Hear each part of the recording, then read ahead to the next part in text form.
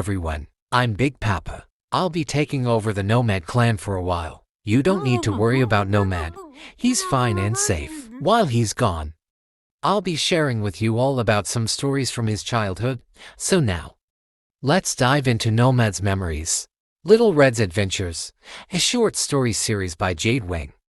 Story 1. Pup Sitting.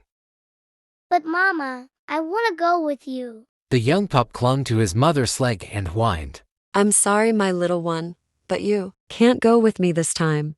Your brother will watch you while I'm gone, okay? She picked him up and gave him a little kiss on his forehead. Black Mamba then placed him back down. Be good for him, she said as she left. Little Red huffed as Cub walked up to him. Don't worry, buddy. She'll be back by noon tomorrow. Cub was a pale yotu with shades of browns and blues that colored his skin.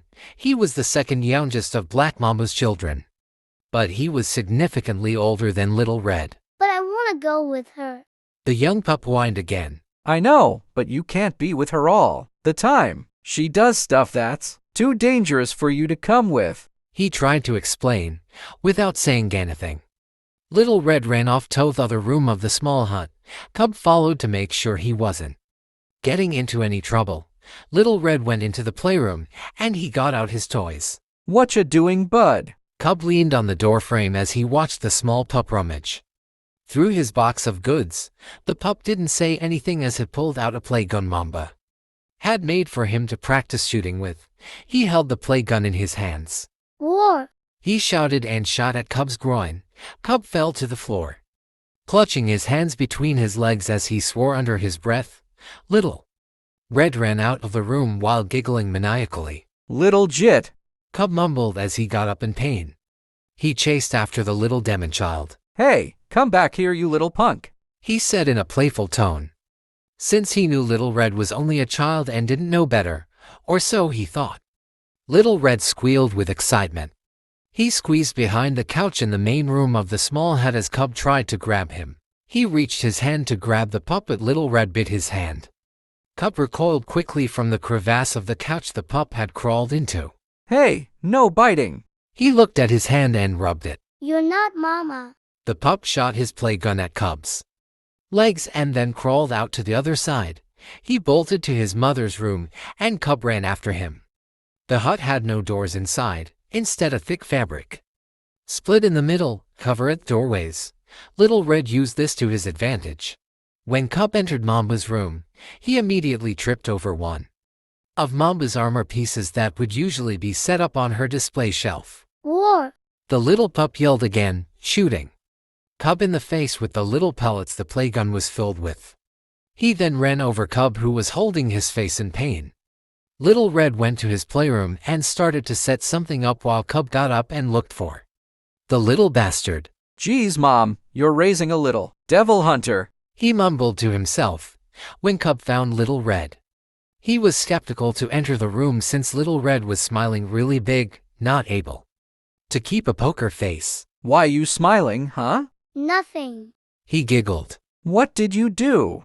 Cub slowly walked in the room. Nothing. He said again as he clicked his tusks together as if he couldn't stop grinning. Cub noticed that Little Red had his hands behind his back. He stopped walking and looked around the room. Something was different, but he didn't know what it was. Uh-huh.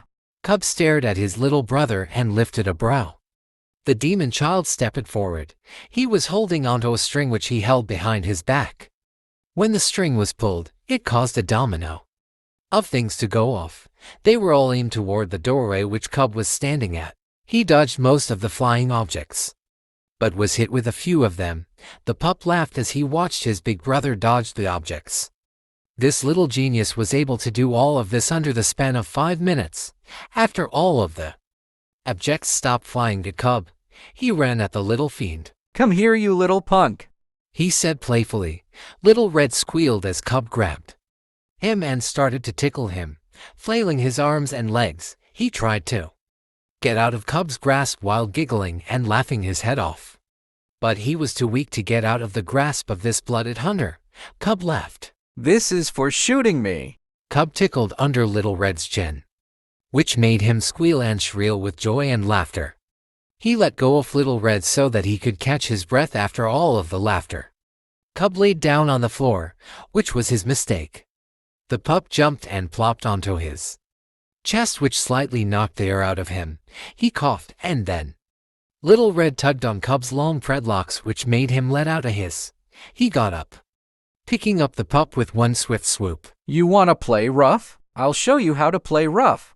Cub walked to Mamba's room and tossed the small devil spawn onto Mamba's bed playfully. Little Red squeaked when he was thrown. He landed into a pile of fur pillows with a plop. He giggled. Again. Cub smiled, picking him up and tossing him onto the bed once more. This went on for a while until Little Red wanted to do something else. This little pup had so much energy that Cub was already tired. He had an idea though. Hey, Bubba. He referred to Little Red using this nickname that he had given to him when he was just a tiny pup. You wanna help your brother on a hunt? Of course he wasn't going to take this tiny pup on a real hunt. But he knew a way to tire out this little ball of energy. Yeah. Little Red jumped up and down with excitement. Okay, before we go on a hunt we need to do some training. He led his little brother outside and into the field that was right by the village. Once there, he made Little Red do push-ups with him as well as a few other exercises. The poor pup was worn out by the time they were done with only the warm-up. Little Red dramatically plopped onto the ground. Can we hunt now? He yawned. Cub picked up his brother from the ground and held him in his arms. Yeah, we can, after we take a break, okay? He patted the pup on his back to soothe him. Okay. Little Red yawned again and quickly fell asleep in Cub's arms.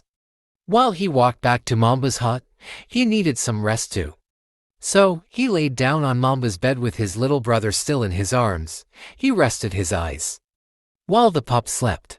Even though Cub was a blooded hunter and has been for many years now, he hadn't made a name for himself outside of the clan.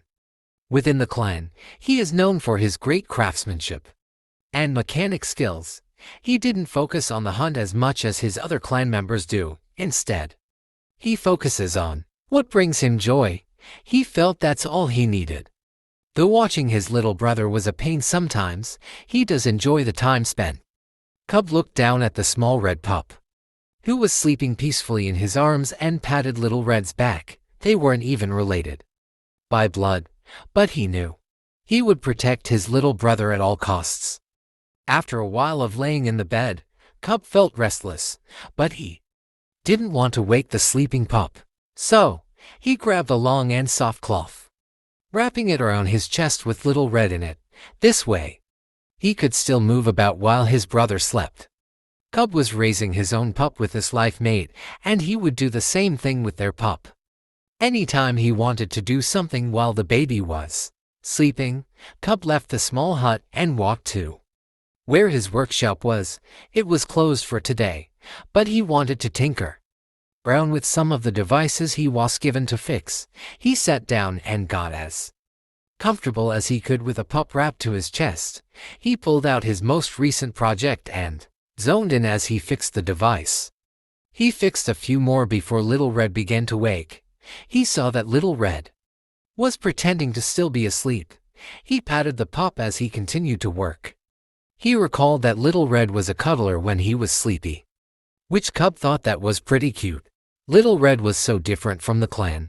For one, he was very intelligent for his age, which led him to be a bit sassy. His sass has gotten him into a bit of trouble, but nothing too serious. Only a couple of verbal scoldings. None dared to lay a hand on him though.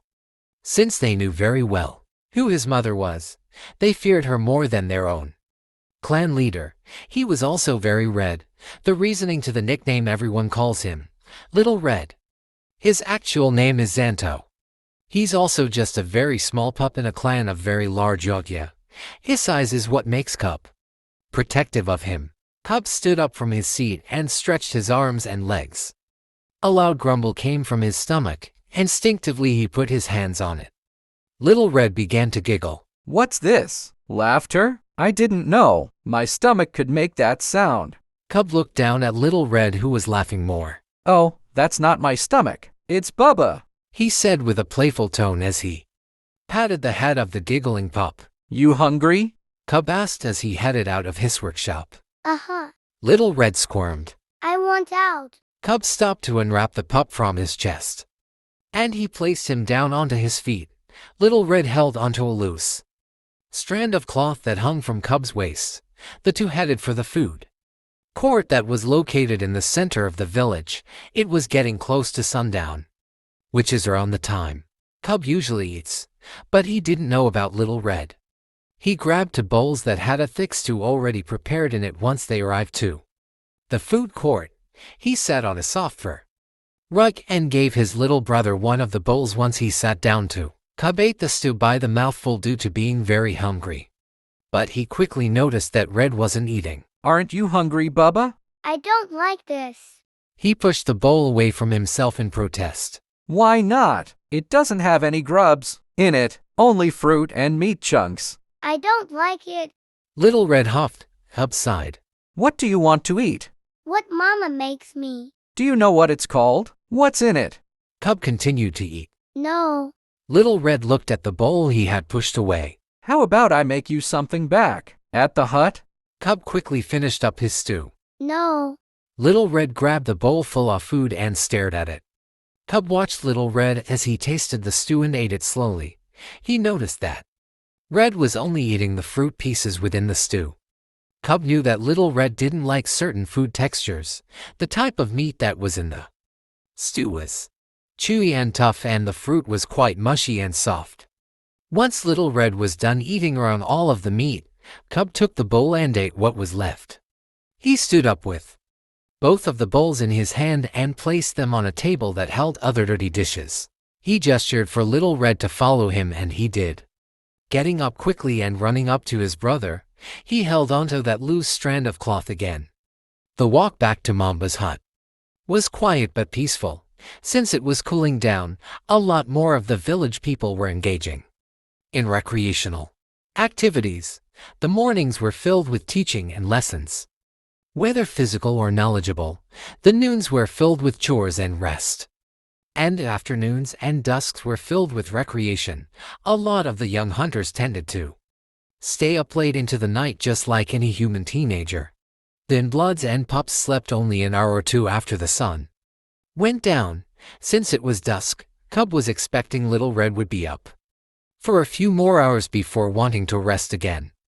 As they both entered their mother's hut, Cub turned on the lights to be greeted by small wooden pellets all over the floor.